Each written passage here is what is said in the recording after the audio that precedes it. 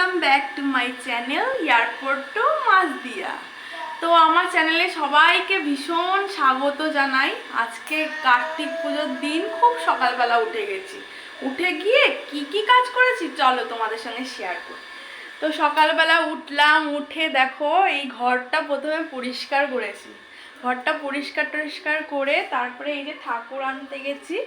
দেখো এখানে আমার ওই যে ছোট্ট কার্তিকটা এখনো র্যাপিং করা রয়েছে, এখনো খোলা হয়নি। সব কিছু গুছাতেই এতটা টাইম লেগে গেল।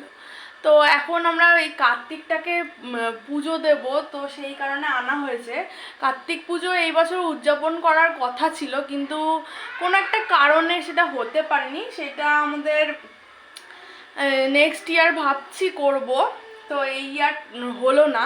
তো যেহেতু আমরা উদযাপনটা করিনি, তো প্রত্যেক বছর যতদিন না উদযাপন করব প্রত্যেক বছরই একটা ঘরোয়া ছোটোখাটো পুজো দিতে হয়, এটা নিয়ম আর কি, মা বলেছে। তো সেই কারণে আমরা এই বছরও কার্তিকটাকে এনে পুজো দেব। সকাল সকাল গিয়ে দেখো বাজার থেকে এই যে ফল কিনে এনেছি, ফুল কিনে এনেছি। তারপর বাড়িতে এসে এই যে ঠাকুরের বাসন ফাসন সব ধুতে হয়েছে আমাদেরকে। আর এখন আমরা পুজো দেব, তো একটু রেডি ঠেডি করে নিই, তারপরে তোমাদেরকে দেখাচ্ছি আমরা আজকে কি করছি। তোমরা সঙ্গে থাকো আর পাশে থাকো, দেখো আমরা কি করি। দেখো এই যে আমার কার্তিক কোলে উঠে বসে রয়েছে। বলো তো কার্তিককে নিয়ে কি করে আমরা কাজ করি? ও তো কোলে উঠেই বসে আছে, কোল থেকে নামছে না। একে সামলানোর জন্যই একজনকে দরকার, এটা সত্যি। দেখো কাজ করব কি, আমার গুছানো গাছানো সব বাকি, আর ও কোলে উঠে বসে আছে। তুমি একটু নামো বাবা, ওখানে খেলা করো না, যাক ওখানে খেলতে থাকুক ততক্ষণে আমরা একটু গুছানি করে নিই, তারপরে পুজো দিতে হবে।